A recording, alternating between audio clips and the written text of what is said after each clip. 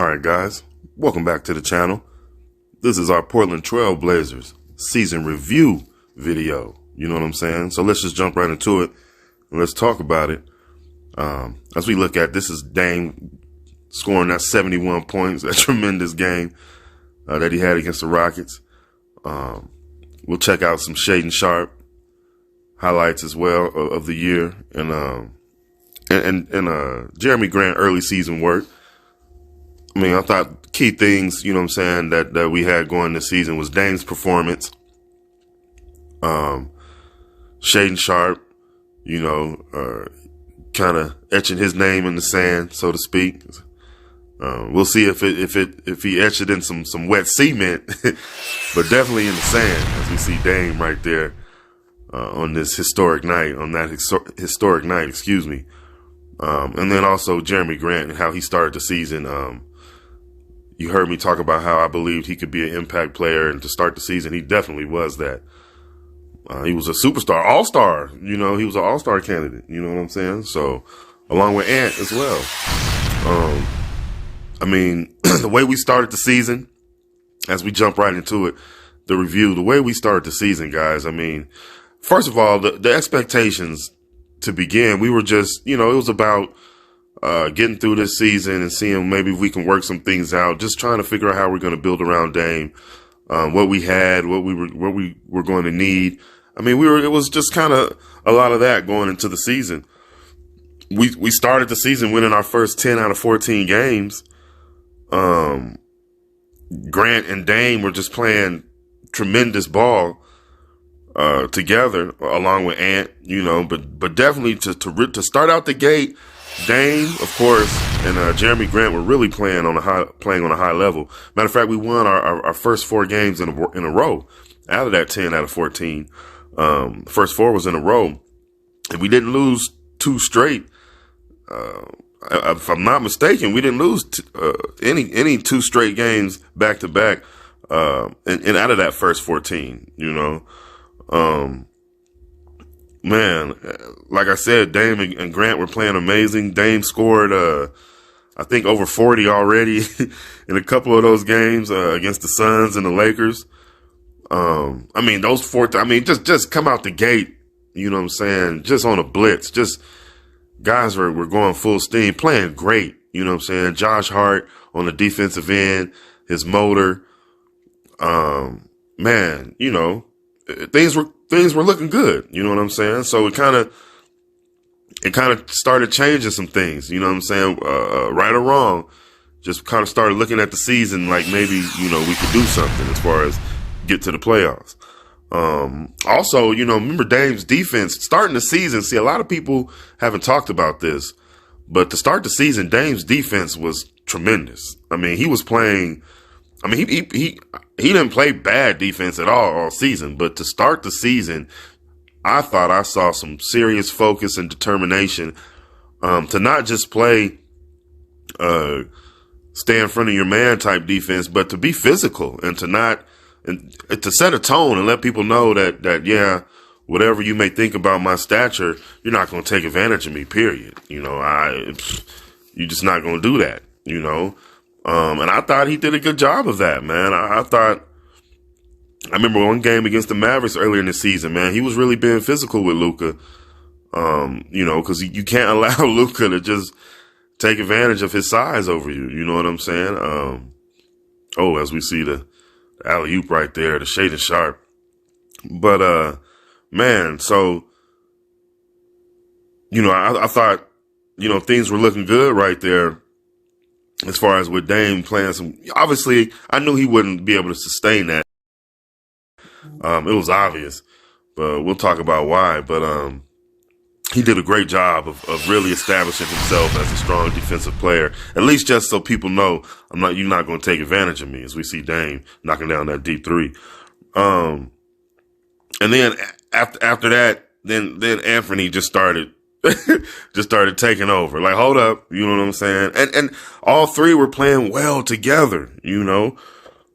Nobody was getting in anybody's way. And I thought that was really good, you know. I mean, that was really nice to see, you know what I'm saying, that guys could play so well together like that. Nurk wasn't really anywhere to be found too much to start the season. But again, I'm not knocking Nurk in that situation. I'm just saying he wasn't needed. But also he had to figure out, remember, Nurk was still figuring out how to play with this team, you know, what was needed, how to space, where Coach Billups wanted him to be within the spacing. You know, I need you to get out the way a little bit. You know what I'm saying? Just it was a lot of things that Nurk was having to figure out. You know what I'm saying? And then we play that game against the Spurs. Dame has an off night. You know what I'm saying? Somewhere around there is when he hurts that calf. I mean, I'm not saying, I don't know if it was the Spurs game or not, but somewhere around there he hurt that calf. And then we have that off night. He has that off night, and then right there, and then we lose 4 straight. You know what I'm saying? Like, we lose 4 straight. Obviously, now nobody was panicking. Nobody was worried about anything. You know what I'm saying? And I think Dame was even out for 2 of those losses, of those 4 straight losses. I believe Dame was out for 2 of those games. You know what I'm saying? And that was when he started being in and out of the lineup. But it wasn't long. It was only like maybe, let's see, he was out for 2 of those games. Maybe a total of 6 games or so that he missed. Came back, you know, played a couple games, and maybe was out again, and then came back for, you know, for the rest of the season until the end of the season. In that 6-game span, where 6 or so, it could have been 7 games, or I don't know, but during that time Dame was out, we'll just say during that time Dame was out, Grant and Anthony took over. I mean, they were playing fantastic basketball. You know what I'm saying? Jeremy Grant was just showing everything that he could do. Post game, turnaround, the touch, shooting the basketball, creating off the dribble. You know what I'm saying? Playmaking for his teammates. I mean, Jeremy was showing it all, man. I was really impressed with the way Jeremy Grant was playing the first half of this season. You know what I'm saying? And again, like I said, GP2 didn't return till sometime in January. You know what I'm saying? And of course, when he returns, it was all good, man. I mean, having him in the lineup, that defense, for the defense really helped. You know what I'm saying? As we definitely saw, as we started to kind of taper off defensively, we definitely saw, you know, the defense step back up with him in the lineup or coming off the bench or both, all of the above. You know what I'm saying? And then we come, I believe, I want to say GP wasn't back yet at this time. I believe we played the Jazz. It was in December. I could be wrong, but I believe we played the Jazz in December. Ant goes for 45. You know what I'm saying? It could have been end of November, but Ant goes for 45. You know what I'm saying? I just remember Ant just went bananas. Had a wonderful game. Dame came back the very next game. You know what I'm saying? That's why I remember. Dame came back the very next game, which was against the Nuggets, I believe. And, I mean, you could tell Dame was chomping at the bit, so they say, man. He was hungry. He definitely was ready to get back in, and make some things happen. Because again, guys were feeling like something could happen, you know, as far as maybe getting to the playoffs. I mean, that was the energy, you know. Remember that close loss to Denver? I was in the house for that. I was there for that.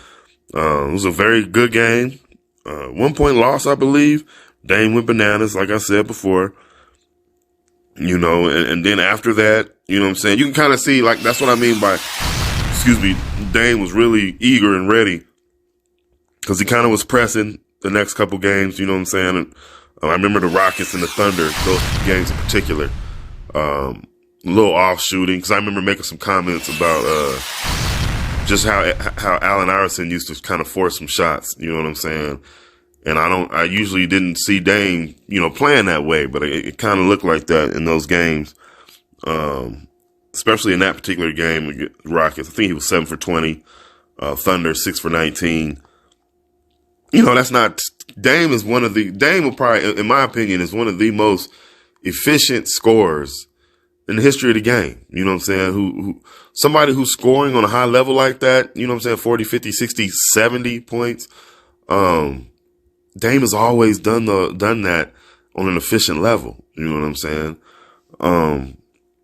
But anyway, after those 2 games, Dame went bananas. You know what I'm saying? Dame went absolutely bananas. And I don't know how he would. I mean, Dame went bananas. I mean, if this team was in line to make the playoffs or anything like that, Dame would have really been in that MVP conversation. I mean, I don't know if he would have won it or not, but he definitely would have been in that conversation because he was playing on a whole another stratosphere. You know what I'm saying? I'm interested to see how you guys feel about that too. You know what I'm saying? About how Dame played this season. But he was playing in another stratosphere, and led the team in scoring, which this is crazy, but he led the team in scoring for the next 31 out of 40 games. 31 for the next 31. Now, this is a team. You got Ant, you got Jeremy, you got Nert. You know what I'm saying? You got some guys who can have some good nights here or there, right? And out of those, again, 31 out of 40. So there was 9 games that other guys led in scoring. Obviously, a couple of those games Dame didn't play in, but he was in the majority of them. But 31 out of 40? 31 out of 40? And I mean, was that necessity? Or is that just Dame on fire? Just here, Dame, do your thing. You know what I'm saying? I mean, how I'm trying to figure out a good way to gauge that. Because it was, again, that was a historical run for a player. I don't know how many of those games we won during that time. I'd have to check that out. That might be worth looking. But I don't know. I might look a little later, but, definitely that's huge. I mean, and this is, I'm talking about 38, 42, 43, 44, 41. You know what I'm saying? I mean, just staying in that realm, 50, against the Cavaliers. You know what I'm saying? As we see Shaedon Sharpe. Oh my goodness, Shaedon. These are some Shaedon Sharpe highlights right here. Man. My goodness, man. Be careful, young fella. 60 against the Jazz. You know what I'm saying? I mean, Dame was just, I mean, it was ridiculous. Oh my goodness, Shaedon Sharpe. That was nice right there. And then, you know, around that time, maybe it was a little bit before scoring that 60 against the Jazz, we make the trade, obviously. We make the trades, plural. You know, we send Josh Hart to New York. We get back Cam. We send Gary Payton II back to the Warriors. You know, so, I mean, so we're kind of making a shift. You know what I'm saying? Somewhere around that time, you know, a shift, regardless of if it was a shift chosen or a shift that was forced. Cause you hear different things, you know what I'm saying? I heard that Gary Payton, and Josh necessarily didn't really want to be there for a couple reasons. No, one, they probably know that they weren't going to be able to command the money that or get the money that they might wanted to get, coming out of the season into the next season. You know what I'm saying? I mean, that's just something, you know, being that we're in a situation where we're having to pay some guys to put some serious talent around Dame. You know, you just wasn't going to pay Josh Hart a lot of money. And so that had it wasn't anything personal, you know, like they didn't want to be here because of anybody in particular. I doubt that was the case. I'm pretty sure it had a lot to do with, nice finish right there by Shaedon. I'm pretty sure it had a lot to do with just understanding the business and knowing that they weren't going to be able to get, you know, the contracts that they may have been looking for. So, decisions had to be made. And then when you have to make those decisions, you got to change your philosophy. Okay, we were trying to put ourselves on a trajectory to maybe reach the play-in. That was the big thing, the play-in. But after that, it was like, you know what, we're going to position ourselves to get a good lottery pick. And this was my thinking. I was thinking that they were going to get a good lottery pick, period. You know what I'm saying? So they could have a good player out of the draft that they could utilize, one way or the other. You know what I'm saying? Whether it be as to be a part of the team or in a package deal. You know what I'm saying? And then of course, as we hear later, in the end of season, press conference or the exit press conference, we hear, that's not, Dame's not interested at all in bringing in young guys, developing young guys, drafting young guys. Obviously, Shaedon and Trendon being the exception. I don't care what packages are offered. We don't need to get rid of Shea. I see people putting up these mock little trades, these suggestions, whatever. I don't, this could be whatever. Shaedon is off the table. You know what I'm saying?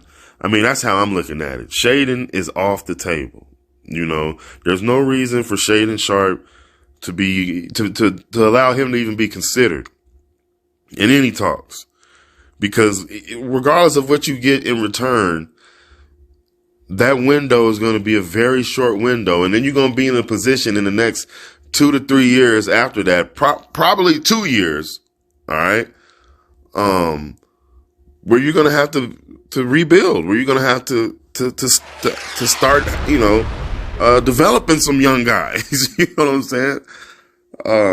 Regardless of who's there or what they want, you're just going to, as a franchise, you're going to be in that position in the next few years, period. I mean, that's just what it is. You know what I'm saying? Dame is playing out of this world. Yeah.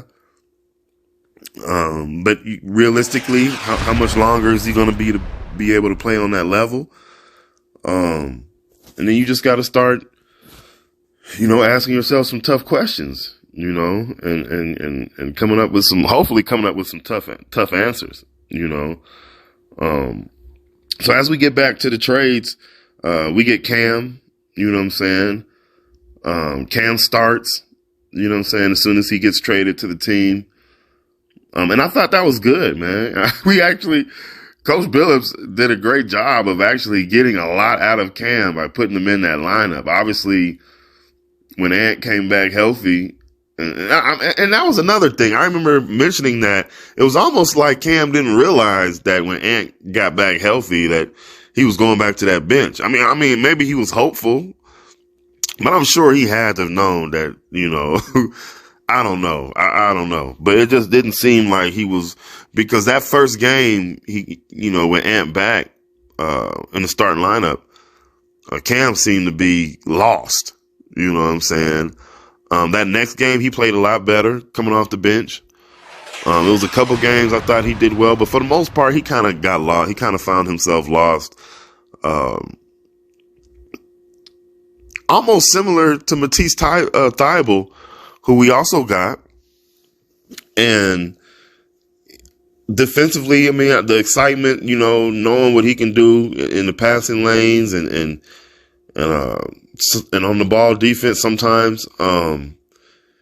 We were definitely looking forward to seeing the impact he could have. But as I mentioned, you can go back in my videos, you can see I already mentioned that he has a tendency to disappear. And then, of course, he disappeared. And again, during those times, it wasn't a lot. It was trying to manufacture some motivation, you know what I'm saying? But you can tell guys weren't, they understood what was going on. So they weren't as motivated as you could be when you have a chance to get into the playoffs, when you're in the playoffs, when you're competing for a spot, whatever, you know what I'm saying? So you kind of saw guys kind of disappear a little bit. And that's just the nature of things. You know what I'm saying? That's just how it happens. Keon, unfortunately, he got lost in the rotation. Really didn't get a chance to get a lot of minutes this season. When he did get in, Keon always plays with great energy. He's always motivated. He's always looking to make the right decision. Obviously, he's young and there's things he has to learn, but he's always looking to make the right play. You know what I'm saying? To do the right thing.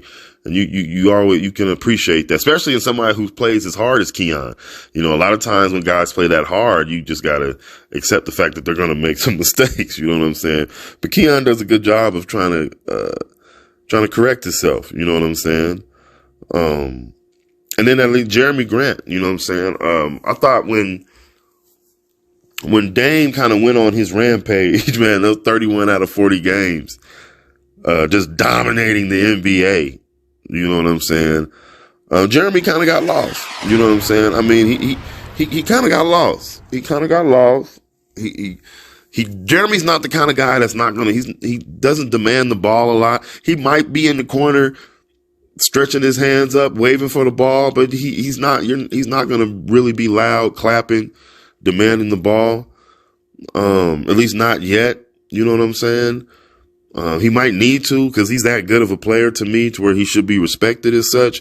But if he doesn't respect himself that way, then, he's not going to get it from anybody else. But he has to respect himself that way, and in every way, and not just, feel like that he can be that type of guy, but to respect himself as that type of player, and walk those steps. You know what I'm saying? Because he's good enough to do so, in my opinion. And then he gets injured. And then just like with Justice Winslow, you know what I'm saying? Again, where you're at this time, you could tell where the philosophical shift was at. So you can tell that the team wasn't anymore, the play-in and the playoffs wasn't the destination. You know what I'm saying? So with all those things being known, you're not going to push guys too hard to return from injuries. You know what I'm saying? Same thing with Ant. During that time where Dame was just banana, it was it's a few games here and there where Jeremy and Ant did their thing, but for the most part, they kind of got lost. It's just, watching Dame, kind of not knowing what shots you want to take, and are you taking shots away from Dame when he's going like this? Man, it's I'm sure that can be tough sometimes. You know what I'm saying? And then Nasir Little. I mean, we just gonna go down the line. You know what I'm saying? How you can tell how Nasir Little had some very strong minutes coming off the bench earlier in the season, especially in the middle of the season, I should say. Some great energy, bringing in some good offense. You know what I'm saying?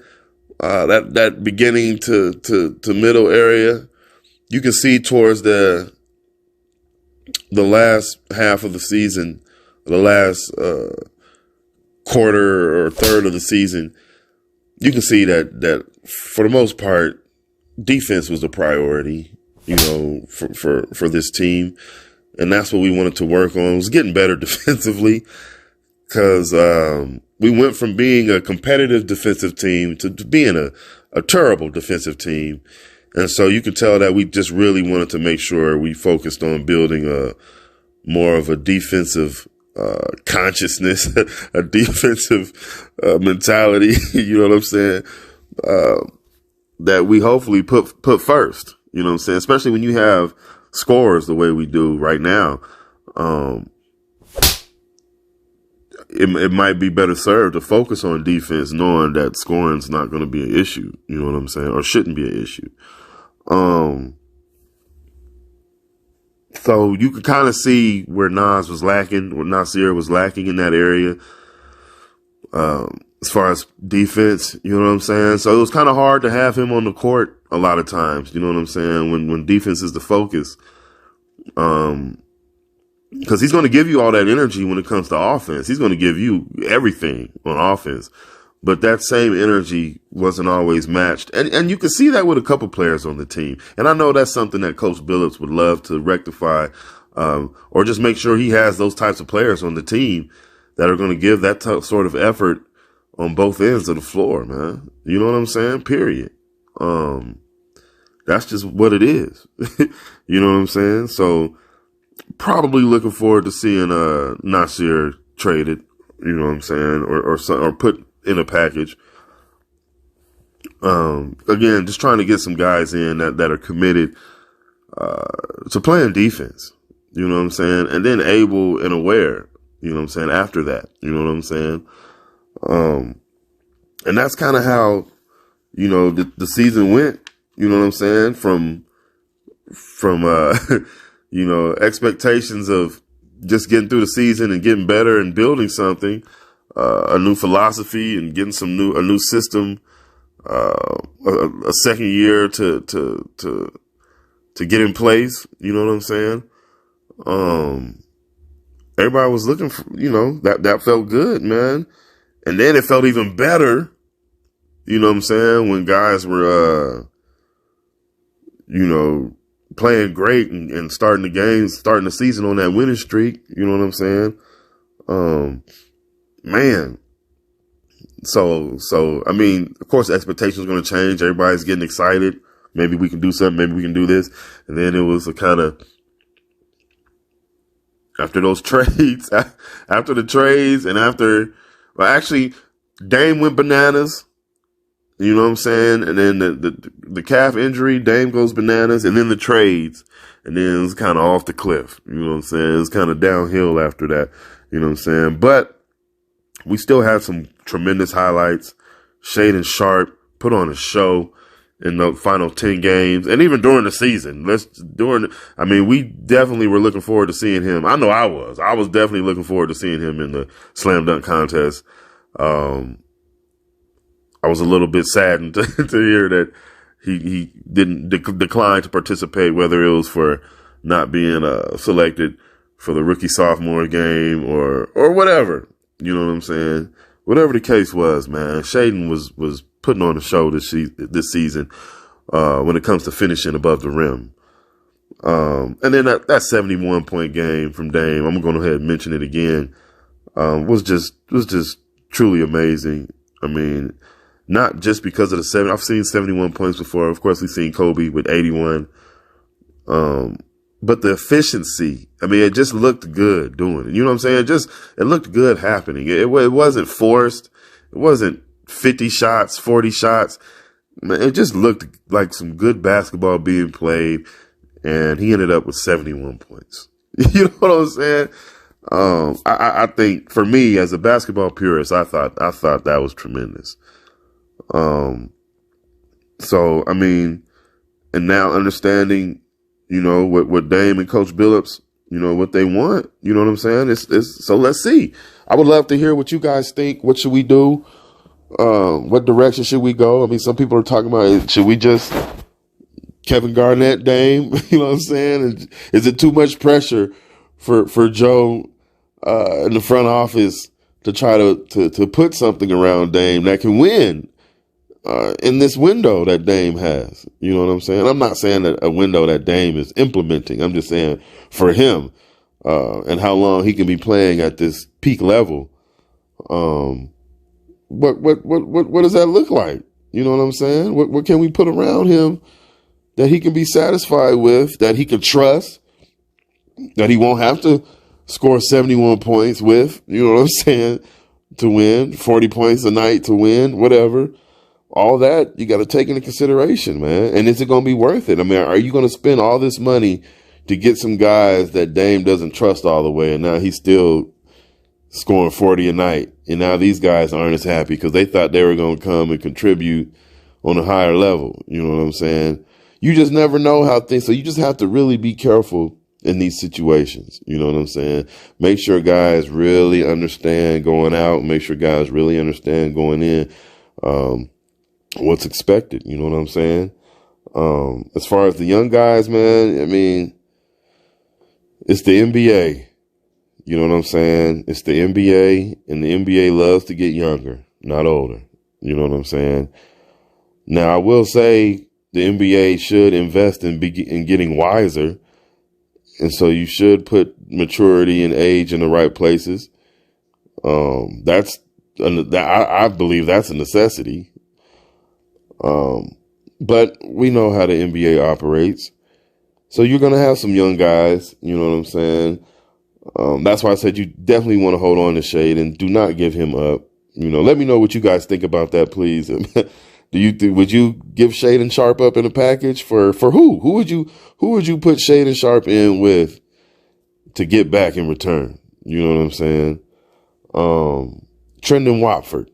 You know, I don't want to get rid of Trendon at all either. Trendon, to me, him and Shaden have shown to be guys that they can be building blocks. They're players that can be building blocks. You know what I'm saying? They might not necessarily be cornerstones right now, but they're definitely building blocks.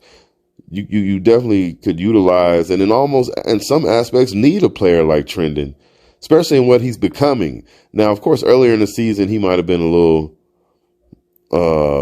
maybe, I don't want to say soft at all, but he's definitely playing way stronger and tougher than he played earlier in the season. And a lot of that came right after that game against the Rockets when it wasn't the Dame 71.9. I believe it was that game prior to that.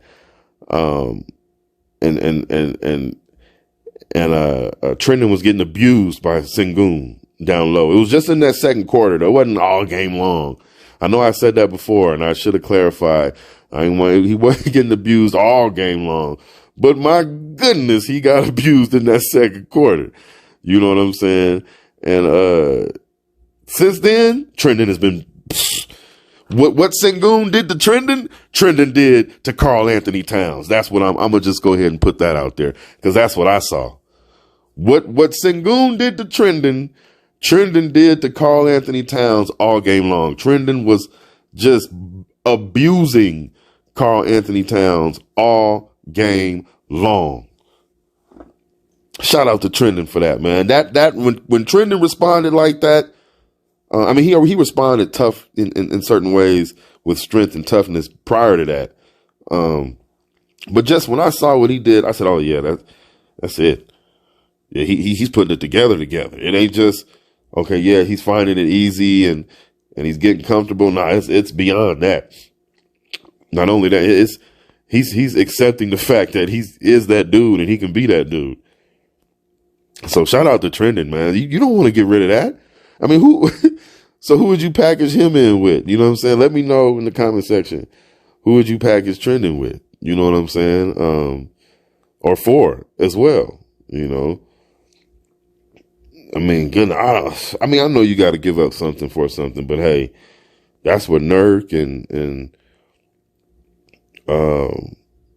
I like Jeremy, but if he's going to want to play the free agency market, you might have to sign and trade, you know?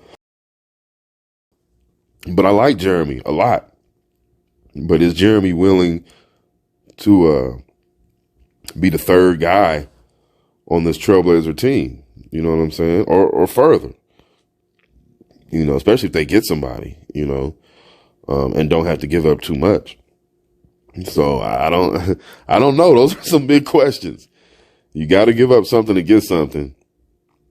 But I, in my opinion, if you want to leverage your entire future for right now, you can do so. But you saw how that worked out for the Lakers, and you can see how hard Pelinka had to scramble to just get what he got this season.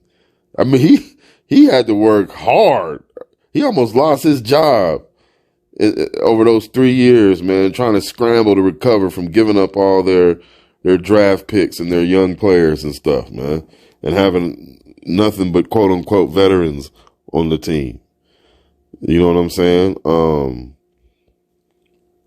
Man, you know, when it comes to your franchise, man, it's just a different outlook. You know, when it comes to coaching and playing, also, again, it's a different outlook. You know, you're seeing things from right there, and from the franchise perspective, you're seeing things from a great distance as well. You know, also right there, but from a great distance as well. So you have to keep that in consideration, you know, and that goes with Drew. Anybody who's listened to any of these videos, watched these videos, you know how I feel about Drew, man. Drew has come a long way this season.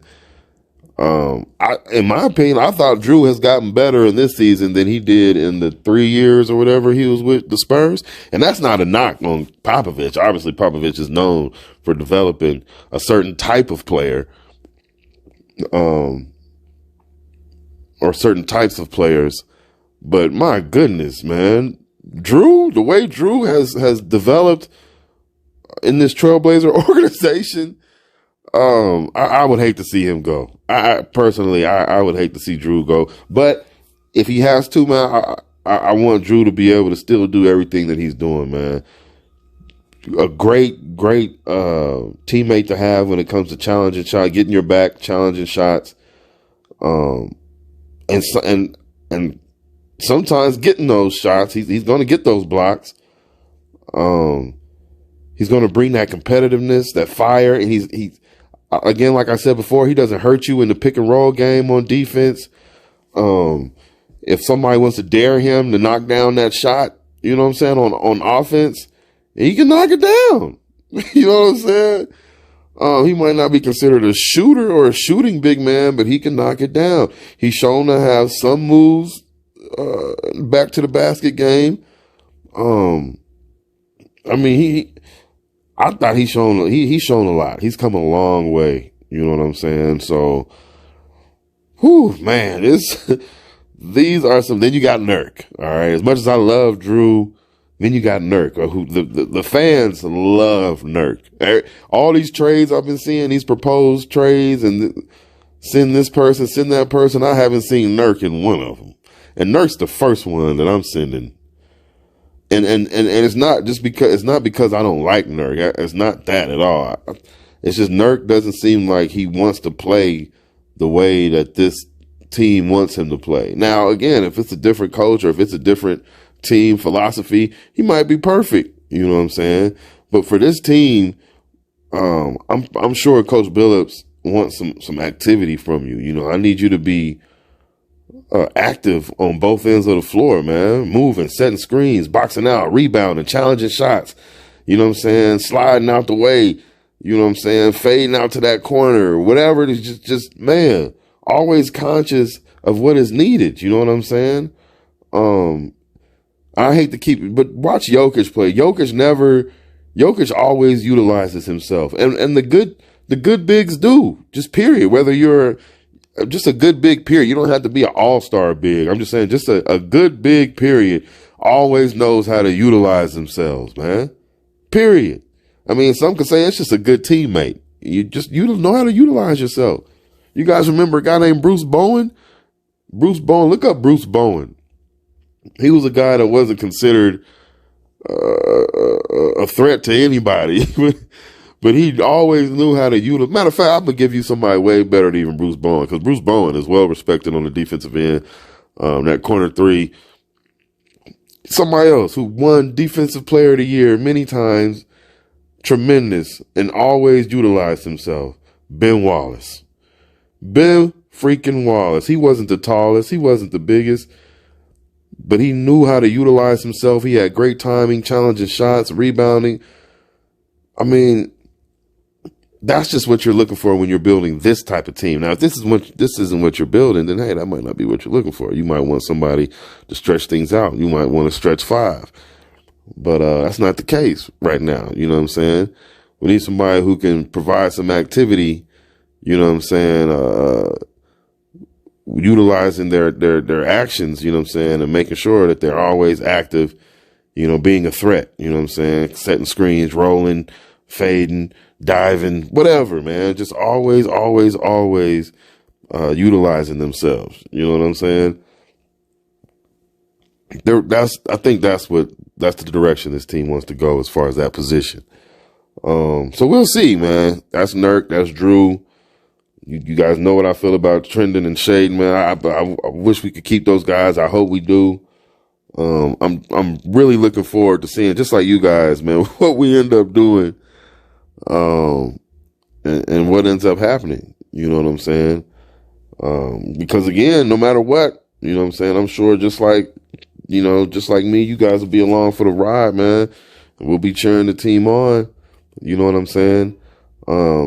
But now we're going to focus on, You know, what type of moves do you guys think we should make? You know what I'm saying?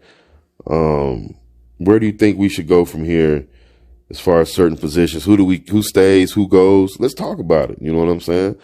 So, we're going to get ready. I'm going to go ahead. I got something lined up for that. We'll do a short video coming up on who we, you know, some prospects, you know what I'm saying? There's been a couple things said, but we'll see, you know what I'm saying, what happens, you know what I'm saying, in the draft and everything like that. So it's going to be a very exciting and active summer for this team. You know what I'm saying? So let's put our seatbelts on and let's get ready for a wild ride and see, you know what I'm saying, where we end up. So I thank you guys for joining me. Remember to like, comment, share, and subscribe, and I'll see you guys on the next one. All right.